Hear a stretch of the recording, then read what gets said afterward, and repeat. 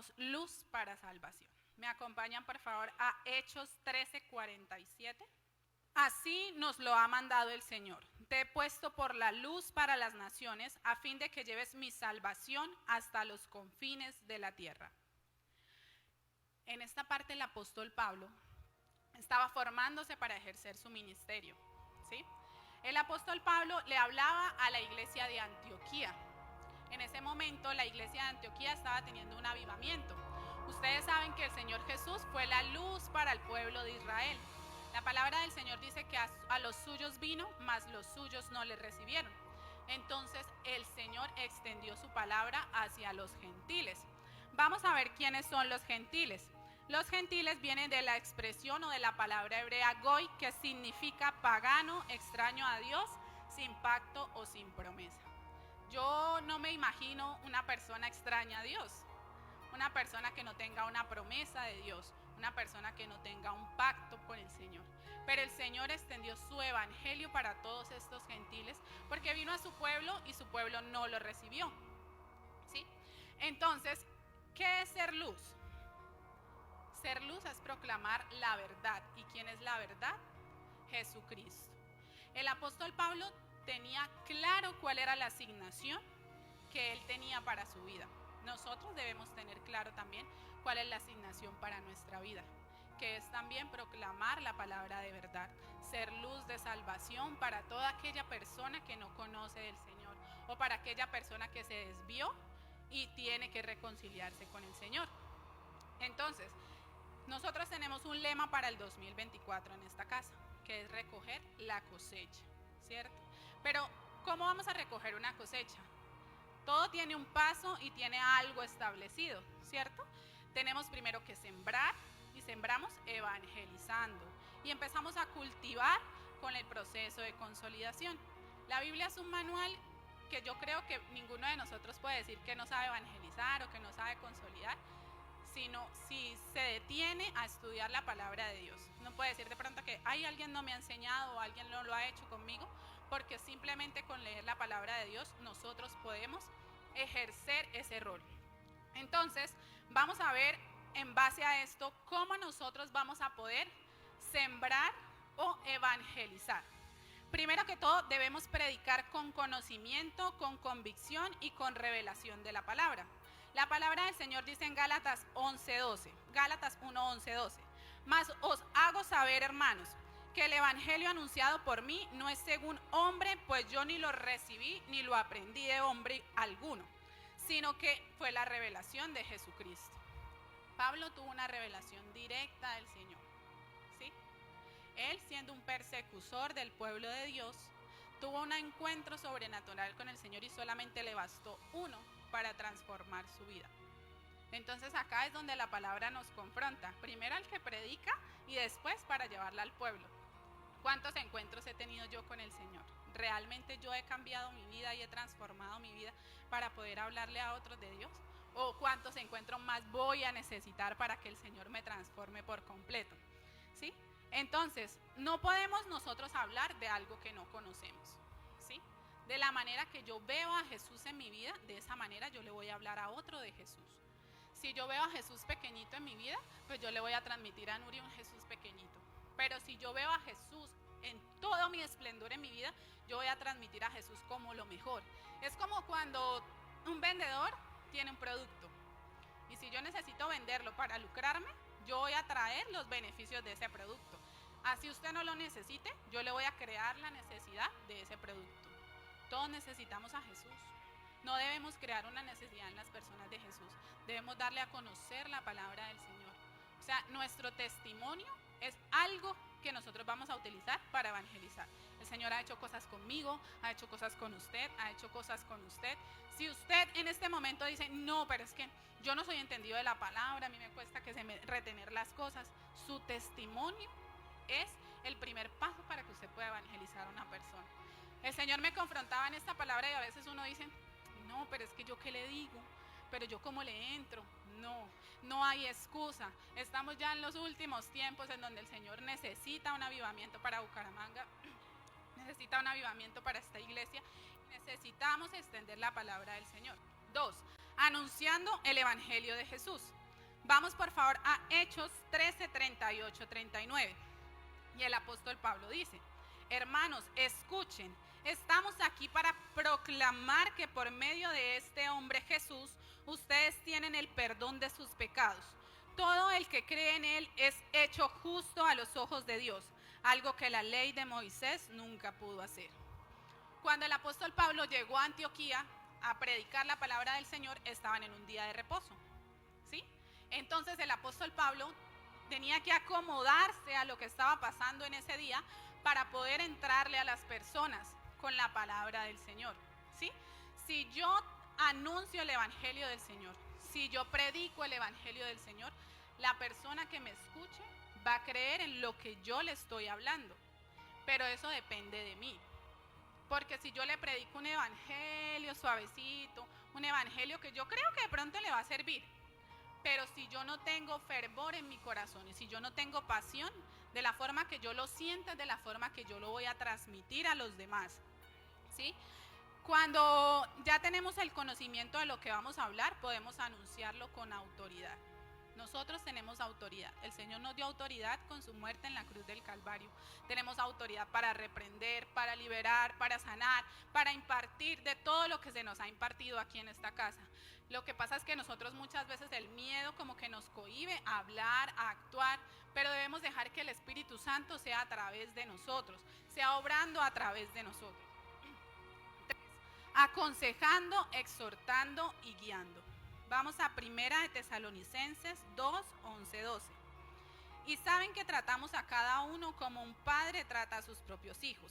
Les rogamos, los alentamos y les insistimos que lleven una vida que Dios considere digna, pues Él los llamó para que tengan parte en su reino de gloria.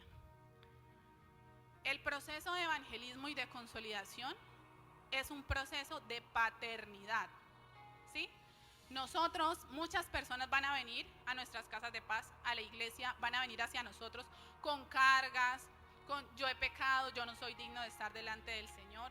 Nosotros no somos un ente acusador, pero tampoco permitimos el pecado. Entonces debemos ser sabios para hablarles, sabios para aconsejarles, sabios para extenderle la palabra de verdad que un día hicieron con nosotros.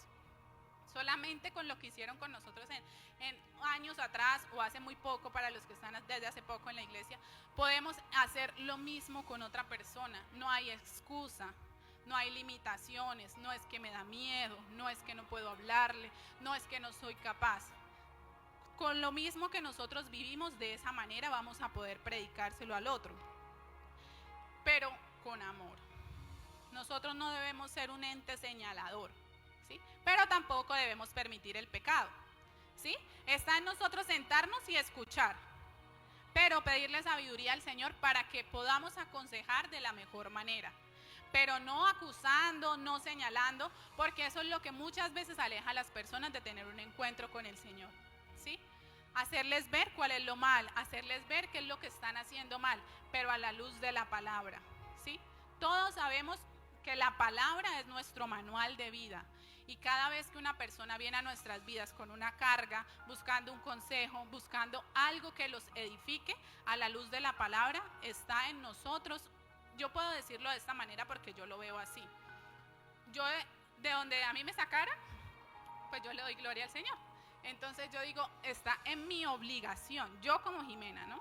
Yo, de hablarle a otra persona de lo que el Señor hizo en mi vida y de lo que me transformó a mí. Mi testimonio hace que otra persona pueda creerle. Y 4, enseñando. Gálatas 1, 15, 16 dice: pero aún antes de que yo naciera, Dios me eligió y me llamó por su gracia maravillosa. Luego le agradó revelarme a su Hijo para que yo proclamara a los gentiles la buena noticia acerca de Jesús. A Pablo se le fue revelado el Evangelio, ¿sí? Él apenas tuvo el encuentro con el Señor, de una vez lo reconoció como el Hijo de Dios. A diferencia de los otros discípulos que estuvieron con él caminando, primero lo vieron como hombre, después lo vieron como un profeta y por último lo reconocieron como el Hijo de Dios. Pablo tuvo ese encuentro directo, ese encuentro sobrenatural. Nosotros, ¿cómo conocemos a Jesús?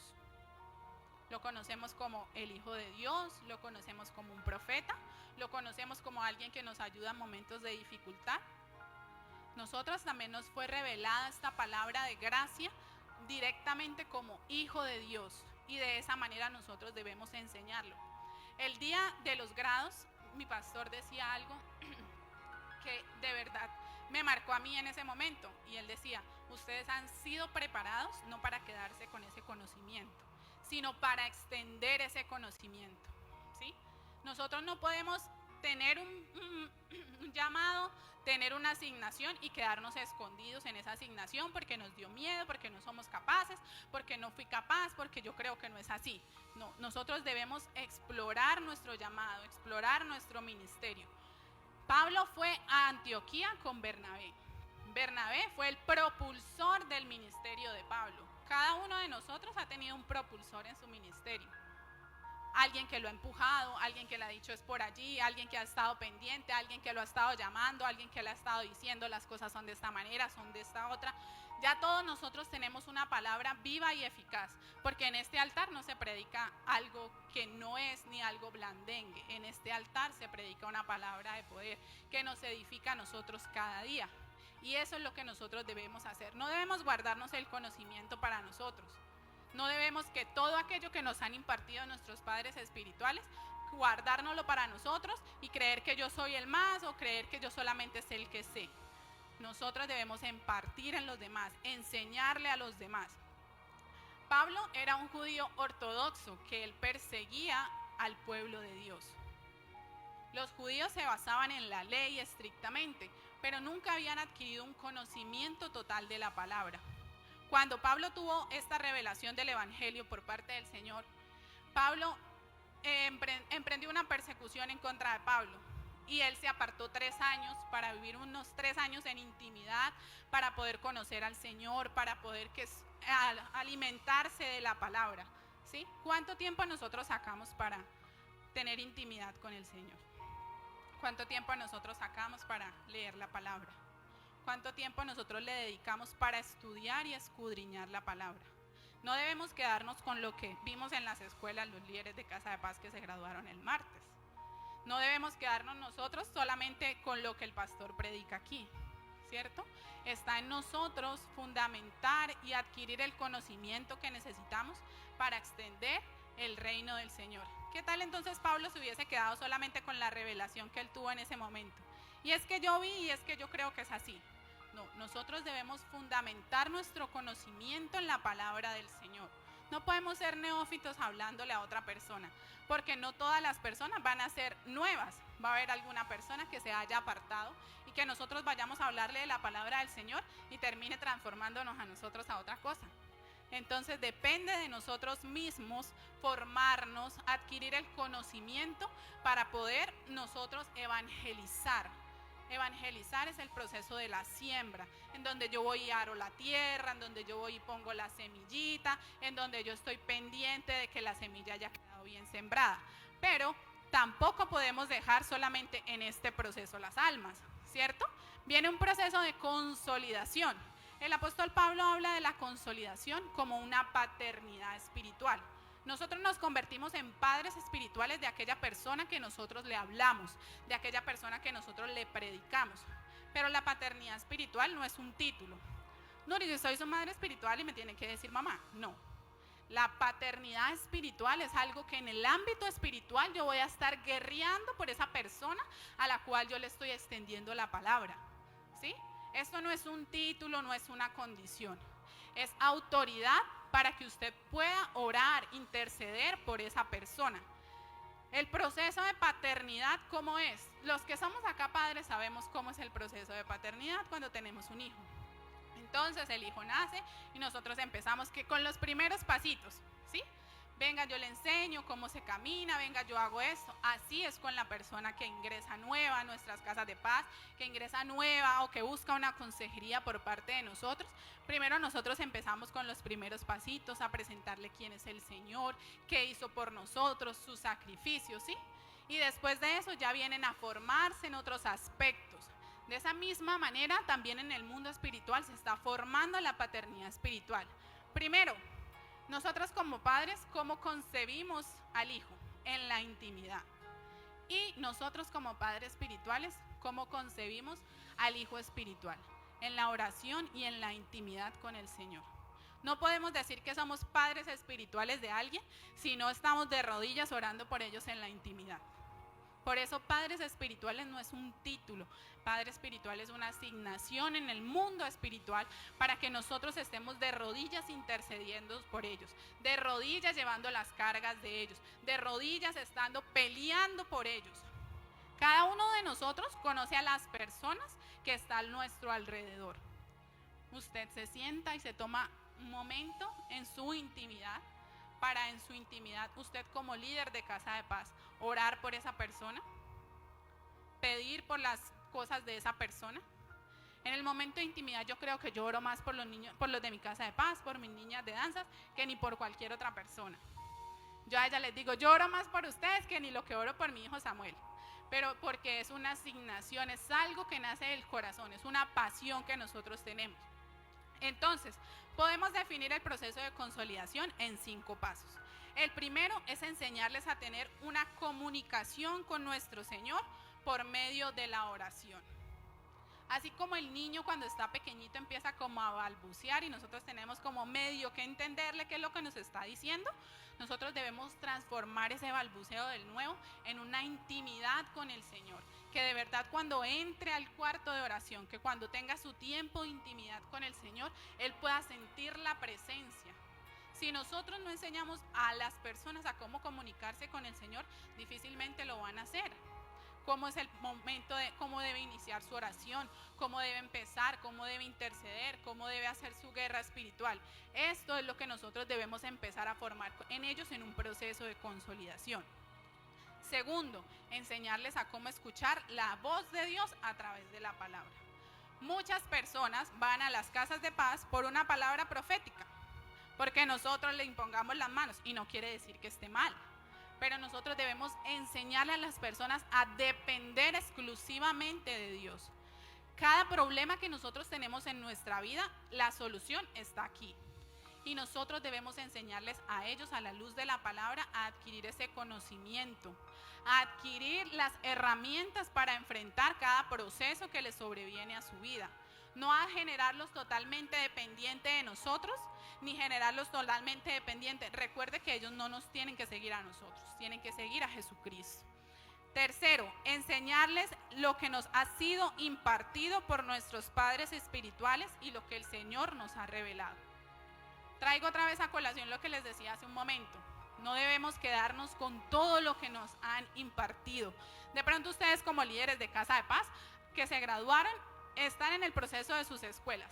Pero los que llevamos un poquito más de tiempo, ya hemos tenido una impartición de nuestros pastores, ya nos han dado una asignación, ya nos han orientado a cómo formar nuestro ministerio, ¿cierto? De esa misma manera nosotros debemos hacerlo. Tenemos una guía. Nosotros tenemos unos padres espirituales excelentes que nos han formado y nos han direccionado. Yo cuando llegué aquí, yo venía porque me invitaron. Pero mi pastora me cogió y esto es así, esto es así, esto es así y me alineó, ¿sí? De esa misma manera nosotros debemos hacer con las personas que van a nuestra Casa de Paz, de las personas que nosotros le hablamos del Señor. Cuarto, formar en ellos un liderazgo y que logren ver en nosotros a alguien que refleja a Jesucristo. Nosotros también debemos formar líderes. Mayores cosas haremos en el nombre de Jesús. Mayores cosas, ellos serán mejor que nosotros en algún momento de la vida, ¿sí? La asignación de Nuri o la asignación de Giselle y Julia es totalmente diferente a la asignación que yo tengo. Pero eso no quiere decir que yo no vaya a impartir en ellas el conocimiento que yo tengo o yo no pueda recibir de ellas algo que ellas tienen. Eso es parte del cuerpo de Cristo, cada uno se complementa con el otro. Pero es importante que nosotros podamos como líderes de Casa de Paz formar un liderazgo en otros, ¿sí? Que nuestra vida refleje a Jesucristo, no que nos imiten a nosotros, sino que vean ese Jesús que ama, que transforma, que edifica a través de nuestro testimonio y que digan, sí, yo quiero ser así, ¿sí? Pero no como Jimena, sino lo que ha hecho el Señor ahí, lo que ha hecho el Señor en cada vida de nosotros, ¿sí? Muchas veces, y lo vemos no solamente aquí, en muchos lugares en donde hay competencia, y donde hay diferencias, en donde hay rencillas, pero en el reino del Señor todos somos iguales. Y todos tenemos que formar en otros lo que queremos que haya en ellos, para que se extienda la palabra del Señor. Por esto, la meta para el próximo año son 1000 casas de paz. ¿Y cómo vamos a hacer 1000 casas de paz si nosotros no formamos liderazgo en otros? Debemos formar liderazgo en otros. Sin, ay no, es que va a ser mejor que yo, es que va a predicar mejor que yo, porque eso pasa, ¿sí? Pero eso a nosotros no nos debe importar. A nosotros nos debe importar que la palabra del Señor se extienda. Entonces, podemos ver acá un ejemplo clave. Bernabé empujó a Pablo para que Pablo fuera y se estableciera, para que su ministerio en ese momento empezara a dar el fruto. Y Pablo fue denominado el apóstol de los gentiles. Entonces, si Bernabé hubiese tenido en su corazón envidia, si hubiese llevado a cabo el proceso de Pablo, sí, porque el Señor lo dice, pero se hubiese retrasado un poco. Pero nosotros debemos entregarnos por completo. Ser líder no es fácil, pero tampoco nosotros podemos dejar de lado la formación de ellos, dejar de lado la consolidación de ellos. Lo importante es que nosotros los sintamos como parte nuestra y podamos edificarlos. Y quinto, enviándolos a discipular a otros. Nosotros no formamos líderes para que nuestra casa de paz se vea grande. Nosotros formamos líderes para que ellos puedan hacer su casa de paz, para que extiendan el reino en otro lugar, para que ellos puedan llevar la palabra de verdad a otro lugar. Eso es lo que a nosotros nos debe anhelar. Evangelizar a alguien, pero llevar a cabo un proceso de consolidación que permita que las personas se cimenten en la palabra del Señor. Evangelizamos, predicamos la palabra del Señor, después consolidamos, los hacemos parte nuestra, nuestros hijos espirituales, después los afirmamos en la palabra del Señor para que adquieran un conocimiento y finalmente los vamos a enviar, porque esa es la visión de esta casa, enviarlos a que ellos también hagan sus propios discípulos. Y esta es la manera en que nosotros vamos a lograr extender el evangelio y la presencia del Señor. No es difícil. Debemos dejar que el Espíritu Santo obre en nuestras vidas. Tener convicción de a qué hemos sido llamados cada uno de nosotros. Cada uno de nosotros tiene un llamado y una asignación totalmente diferente. Pero todo esto hace parte de la edificación de la iglesia, que es el cuerpo de Cristo. Si nos juntamos a proclamar la palabra del Señor, a sembrar, a evangelizar, vamos a poder recoger esa cosecha que el Señor tiene establecida para esta casa el próximo año. Y es parte de nosotros como liderazgo de Centro Mundial de Gloria poder tomarnos y creernos esta visión. Lo que hemos creído hasta el momento es lo que el Señor va a hacer a partir del próximo año. Entonces, yo quiero dejarles esa palabra esta mañana. Nosotros como líderes debemos formar líderes que sean capaces de extender la palabra del Señor. Pero no debemos dejar solamente o abortar la misión en el evangelismo. Yo ya le hablé de Dios, que la iglesia se encargue del resto. Yo ya le hablé de Dios, que los de conciliación se encarguen del resto. No debemos abortar la misión a medias, porque si abortamos la misión, el reino no se extiende. Debemos consolidar. Si le cuesta, pídale al Señor amor por las almas. Si usted no es capaz de consolidar, lea la palabra. Ahí está, la palabra del Señor es el manual de nuestras vidas para poder llevar a cabo todo lo que el Señor quiere para nosotros, ¿sí? No nos cohibamos, no pensemos que no podemos, no pensemos que no vamos a ser capaces, ¿sí? En algún momento de nuestras vidas a todos nos ha pasado que no creemos que somos capaces o que no, esa no es la manera de hablar, pero solamente con abrir nuestra boca el Señor la va a llenar. Y seamos líderes que edifiquen otros líderes, que establezcan otros líderes en esta casa, que sean líderes leales, de la manera como nosotros seamos en nuestra casa de paz, de la manera como nosotros seamos en nuestro ministerio, eso lo ven las personas y de esa misma manera se van a formar.